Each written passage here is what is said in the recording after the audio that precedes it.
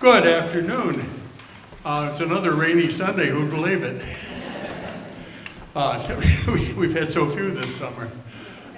We're so happy to see you. This is our first concert of the Nashoba Symphonic Band for this season, and we're happy to have everyone who's here visiting or coming for the first time or coming for lots of times.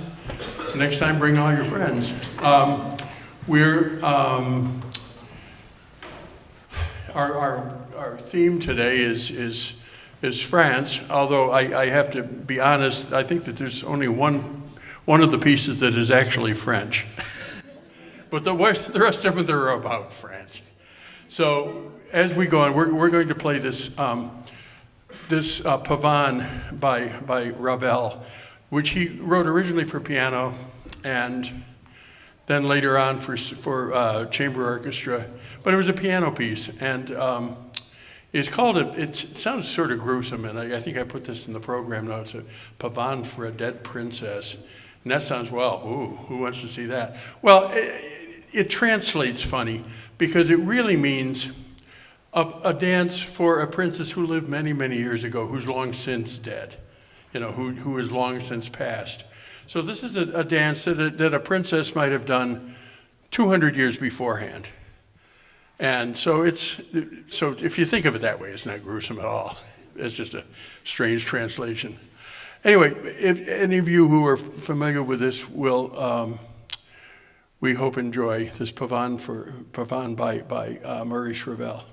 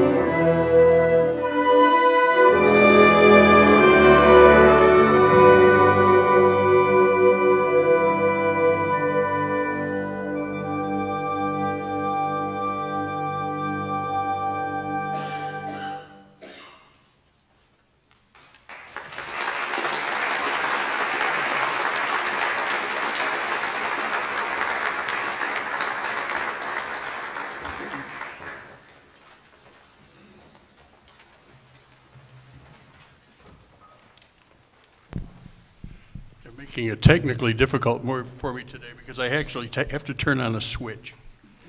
I don't do switches all that well. We're going to move on to this is a neat piece for a lot of reasons.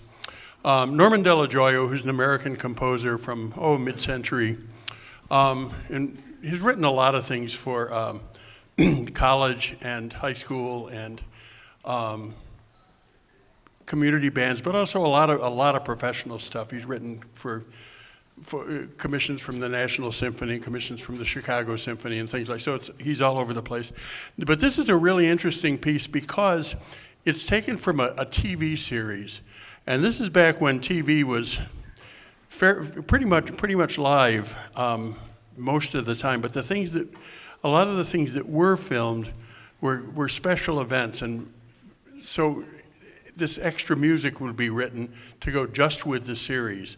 You might remember, for instance, Victory at Sea from the mid-50s, and which had Richard Rodgers wrote all the music just for that TV series. Well, Norman Dello-Joio in the early 60s wrote this set of music to go with a TV series that it was based on the Louvre. Now, not specific pictures. So you don't want to think with the Mona Lisa and the Venus de Milo and all, Winged Victory and all of that stuff. So you're not looking at individual things, but just sort of the overall effect that it gives you as you go through sections of the Louvre. And I hope if you haven't been there, you at least take some of these virtual tours and things because it's just fabulous. It's worth it, and you can get all the pleasure of it just by watching some of these wonderful things you can see, and by streaming and just watching TV shows about it. But this is we do the portals first, and it gives you the whole idea of the grand entry to the Louvre, and then we do the children's gallery, which is based on old children's songs, and then this wonderful thing about the kings of England. If you go down in certain galleries, there's all of these incredible pictures of the different Louis and the people with their heads chopped off afterwards and all of that sort of thing. And then we have the Christmas galleries, and then there's a finale that sort of wraps it all up and has things from each of the other movements. But it was a very big thing. We sort of lose track of what was really important in these earlier days of television was having important composers write music to go along with this show, and it was just this was new then. We take a lot of this for granted, but this was really new, and Richard Rodgers was doing it, and Samuel Barber was doing it, and a whole bunch of people were doing it, and Norman Dello-Joio was another one that wrote more specifically for TV than for films and things like that, sort of a new age. So we hope you'll enjoy this. This is a lot of fun. This is Scenes from the Louvre by New York-born Norman Dello-Joio.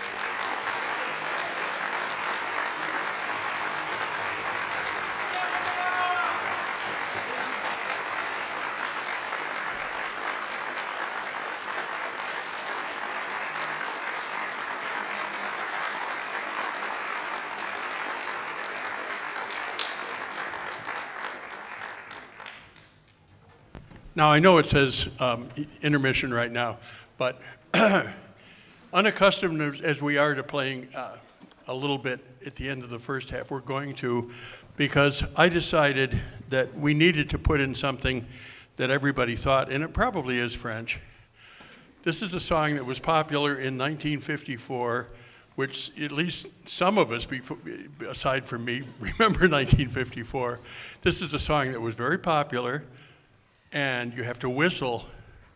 So when we get to the whistling part, I expect to hear a lot of whistling out here from anyone who's my age and a little younger and a little older. And, well, yeah, but you can't make it up.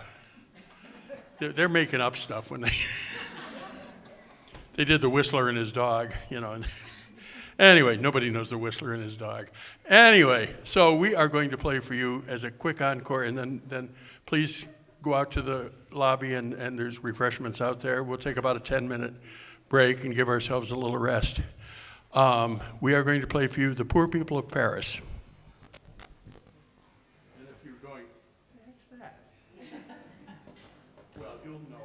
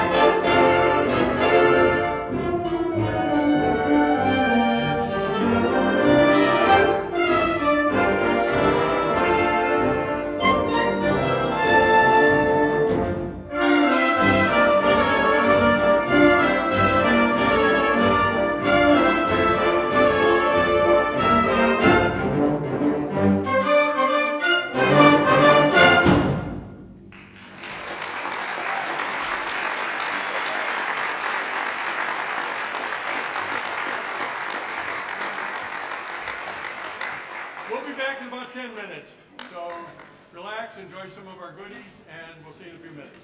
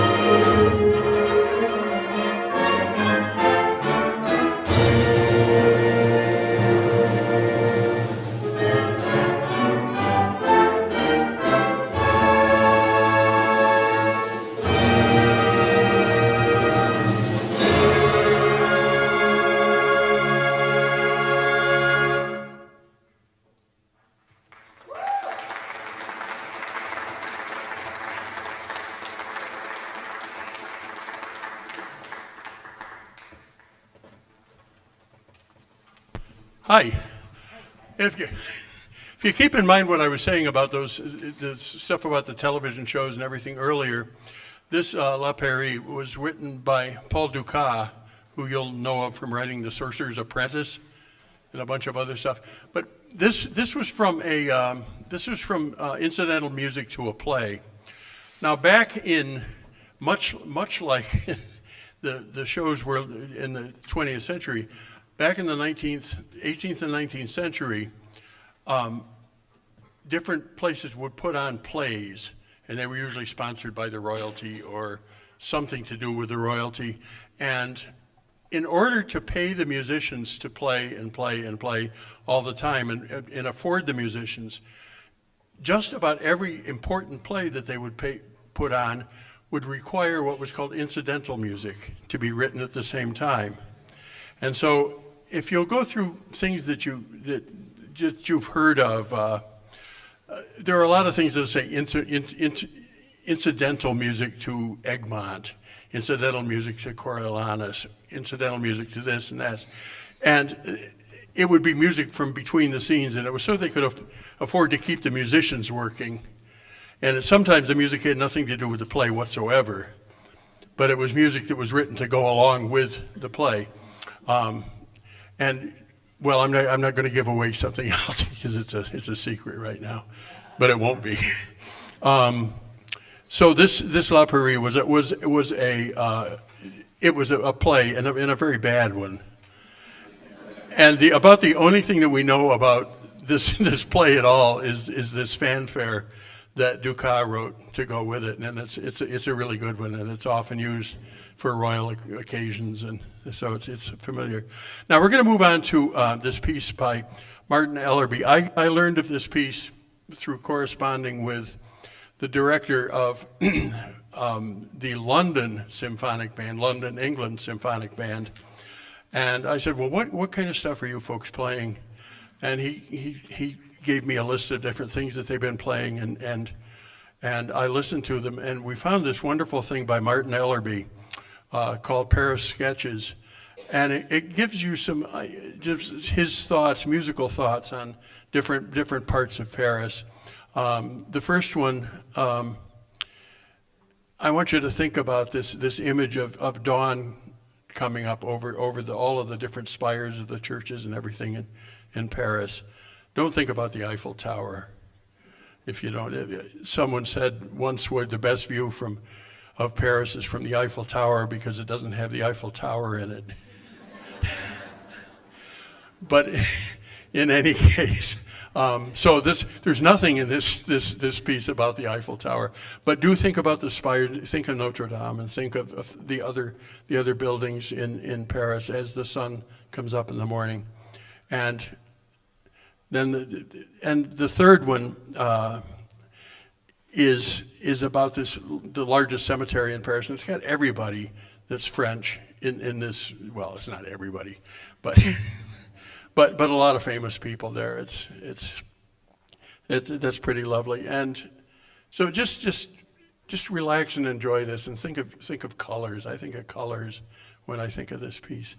So this is Martin Ellerby's Paris Sketches.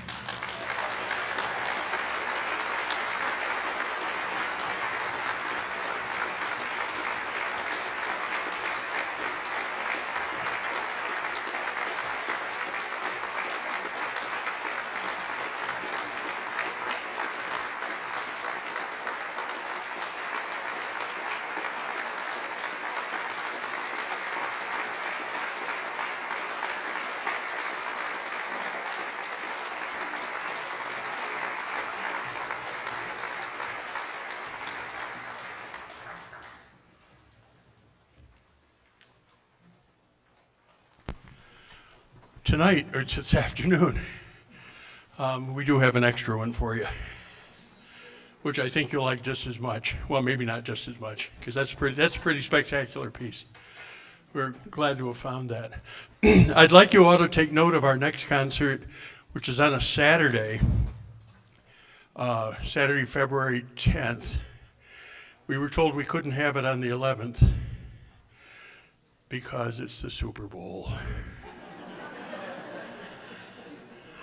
And I said, well, no, we won't go there. No, but, I said, well, the Super Bowl is not till the evening. And they said, yeah, but. So anyway, but be with us on the 10th of February because we found a wonderful transcription that's almost exact to Gershwin's American in Paris. And we're going to work really hard on that. And we're also doing a piece that's originally written, a symphony for band by Vincent Persichetti, another New Yorker. So we hope you'll join us then. And we hope you've enjoyed us this afternoon. And we're going to play for you. Another one of those pieces was from another piece from a play that never made it. This is called the Farandole from Bizet's whatever that music is, the incidental music to L'Arlésienne. And this is sort of the finale to that, and I think you'll recognize it because it's often played. But we thought we'd end today's program sort of on a bang, and so I will say right now I certainly hope that you've all enjoyed this afternoon. It's good to see a good crowd out on a. Thank you.